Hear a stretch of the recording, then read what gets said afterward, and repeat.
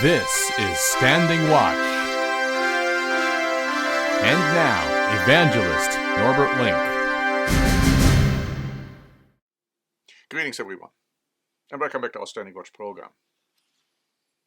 A provocative title. Before I go more deeply into answering this question, did Putin lose his mind? Let's talk a little bit about Putin's threats and his alleged plans, which of course he himself and his associates talked about. First of all, here's an article by The Sun from February 28, saying this: Vladimir Putin is closer to unleashing a nuclear strike than ever feared. According to classified Russian files, the threshold for Russia to fire a nuke is lower than Moscow has ever admitted.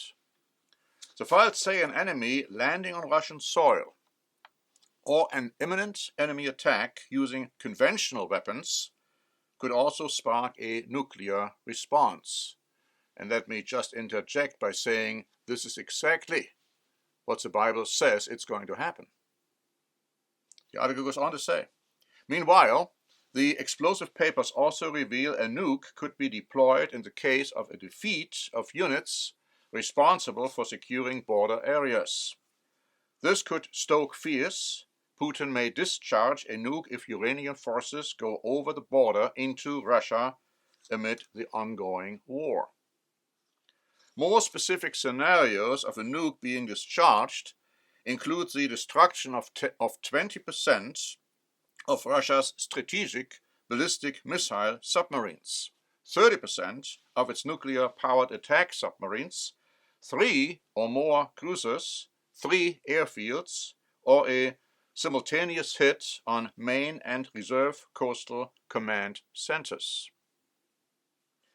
Putin has 5,977 nuclear warheads, the largest confirmed stockpile of nuclear warheads in the world. In comparison, the UK has just 260.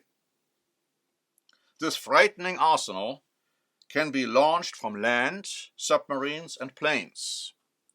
Strategic nuclear weapons with deliberately terrifying names such as Satan, which should tell you who's all behind it, are designed to wipe out entire cities. And this week, a convoy of Russian missile launchers were seen traveling 250 miles to Moscow after Sweden was approved to join NATO. Now, talking about Sweden, the Daily Mail wrote on February 27. On Monday, Hungary became the final NATO member to approve the country's application from 2022 to join the alliance. Up until now, Hungary did object, but now they agreed to Sweden becoming a NATO member. It goes on to say, after Finland joined last year, Sweden's membership means all the countries surrounding the Baltic Sea, except Russia, will be part of the military alliance. Moscow has in recent years turned the region into one of the most militarized in Europe, with nuclear-capable missiles stationed there. And again, the question is Russia going to use them? When the time comes. The Daily Mail wrote on February 18.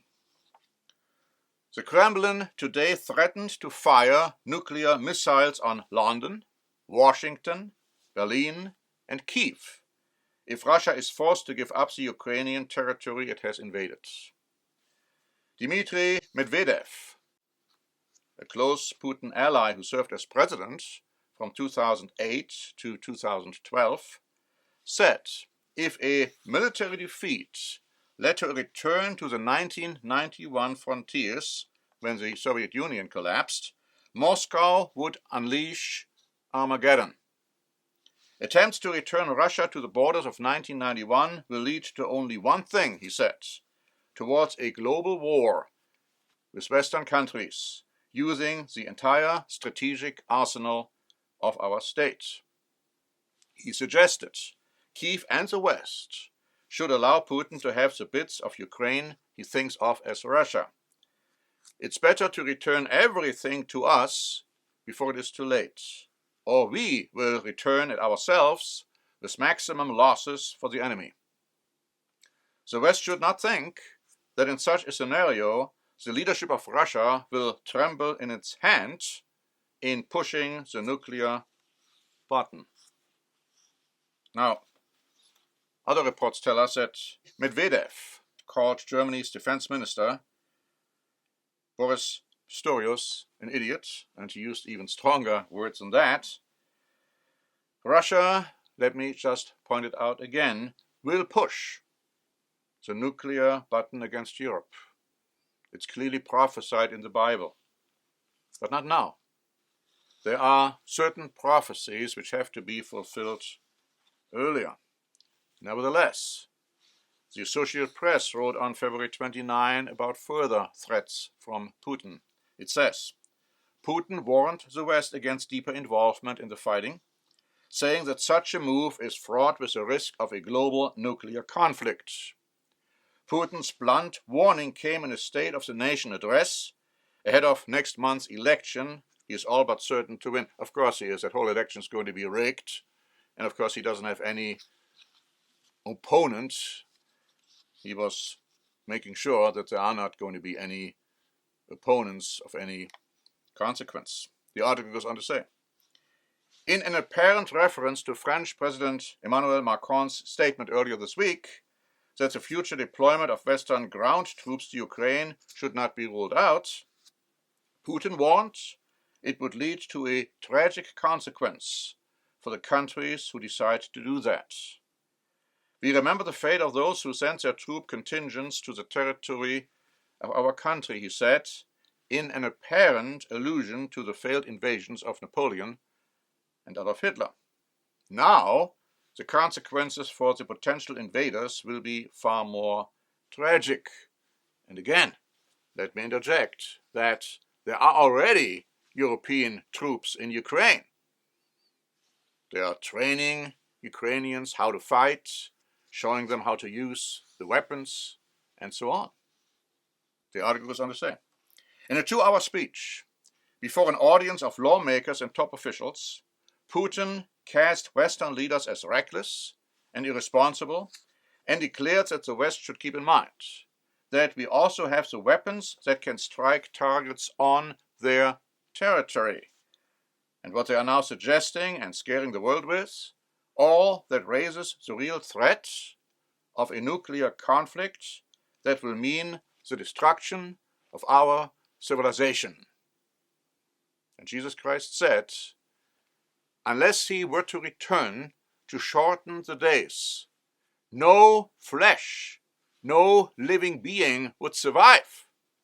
Clearly talking about worldwide nuclear war. The article goes on to say, Putin emphasized that Russia's nuclear forces are in full readiness. Now, as I said, the Bible doesn't indicate that Russia will launch a nuclear strike now, that Russia will even attack the United States and Great Britain prior to the return of Christ, but it does say that a nuclear war will break out between Russia on the one hand and continental Europe under German leadership on the other hand. And that will occur about 1 year prior to Christ's return. Now, Putin has been compared with Hitler on numerous occasions. Now, we know that Hitler wasn't well mentally, not even physically, but I'm talking about mentally, and he was clearly demonically possessed. The Daily Mail wrote on February 22, Vladimir Putin was today accused of making a gesture reminiscent of a Nazi salute as he opened the so-called Future Games in the Russian city of Kazan. Putin has been accused of a Hitler-like invasion of Ukraine and similarities to the German wartime leader in repression of his people and establishing a Russian version of the Hitler Youth, indoctrinating young people in patriotism or nationalism, and military quote-unquote discipline. Putin justifies this war against Ukraine by seeking to crush nationalists who he brands Nazis, despite the fact that Zelensky is Jewish and is related to several people who died in the Holocaust. The event involved about 2,000 athletes from other countries, 100 countries, and 270 multinational teams. Talking about here these future games, as it's called. Now, this all reminds me of what happened in Germany, in Berlin, in 1936, during the Summer Olympics, when Adolf Hitler was presiding over those games. And when you look at the video, Putin clearly gave the Nazi salute. There's no doubt about that. On February 22, Newsmax published the following article saying Russian troops will go much further into Ukraine, taking the southern city of Odessa, and might even one day push on to the capital Kyiv. Where should we stop? I don't know, Medvedev said. Yes, it probably should be Kyiv. If not now, then after some time, maybe in some other phase of the development of this conflict. Medvedev said Russia also wanted to take the Black Sea port of Odessa. Odessa, come home. We have been waiting for Odessa in the Russian Federation because of the history of the city, what kind of people live there, what language they speak. It is our Russian city, he said. Now, Russia currently controls a little under 1/5 of territory internationally recognized to be Ukraine. Russia says the territory its forces control is part of Russia, and it will never give it back. Ukraine and the West cast the war as an imperial-style land grab by Putin and have warned that if Ukraine loses, then Russia could attack a NATO member, something which Putin has denied, but again showing the parallel with Hitler. After the Anschluss with Austria, Hitler denied too that he had any ambitions toward occupying Czechoslovakia or Poland, even though his book Mein Kampf clearly postulated the opposite. And here's an interesting article in this regard by the US Sun from February 23. Putin could be on the brink of attempting another Hitler-style land grab in Europe. The annexation of a Moldovan territory, the former Soviet republic that neighbors Ukraine. There are reports that the pro-Russian breakaway region of Transnistria, which illegally declared its independence from Moldova in 1990, is plotting to appeal to Putin to join Russia. And we have just heard that apparently they got together, the government got together, and they decided something. We don't know exactly what it is yet. The article goes on to say, Putin already has a so-called peacekeeping force of up to 2,000 troops in the region, which has a population of about 470,000 that Moscow says overwhelmingly wishes to be incorporated into Russia. He is also believed to have thousands of paramilitaries on the ground, ready to take arms when the call comes. Moscow could then use the breakaway territory to move against the rest of Moldova, seen as another goal, and as a point for attacks on Ukrainian port Odessa, seen as a far more significant prize. Moldova President Maia Sandu sounded the alarms last year when she claimed Russia was planning a coup in her country. Her parliament has a pro-Western majority and seeks to have Moldova join the European Union. Opposition politician Kyorba warned President Sandu of the Kremlin threat, stating that, and I quote, the psychology of the current leadership of Russia, in particular Putin, is very similar to the psychology of Hitler. in the late 1930s. And so Putin is acting like Hitler. Is this just a coincidence? Or is he perhaps influenced by the same demon which influenced and possessed Adolf Hitler?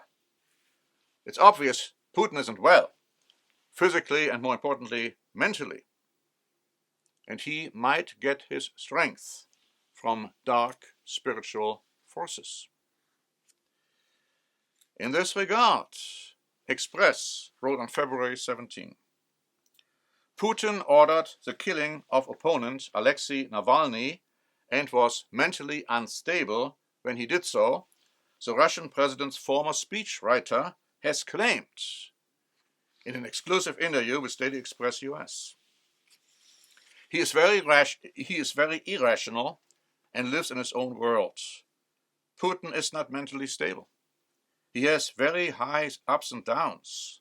He lost his mind. His mind is off balance. He is emotionally off balance. Over the past 2 years, he had disappeared for weeks at a time. That means he didn't know what to do or what to say. He could not get himself together. And this could be further evidence of Putin being demonically influenced. Remember the report on King Saul. He was doing fine, and then suddenly a demon plagued him, and he started in a very irrational way trying to kill David. We also know about Adolf Hitler's irrational behavior, his ups and downs. As I said, Hitler was clearly demon-possessed, no doubt about that one. And we should also not forget, this world is ruled by Satan and his demons, and so they have influence, very drastic, practical influence on these leaders in this world. To tell you more about what is going to happen, and I have already alluded to some of the developments, we have prepared a free booklet, Biblical Prophecy, from now until forever. This booklet shows you what Russia and Europe are going to do in the near future. And of course, yes, sadly, nuclear war is prophesied, but Jesus Christ will come back to stop this kind of a madness, to assure the survival of the human race. And that's why we should be praying to God the Father daily, your kingdom come. Because when Christ comes back, he will establish the righteous rule and government of God here on this earth. And do we need it? Thank you very much for listening. This is Norbert Link for the Standing Watch program.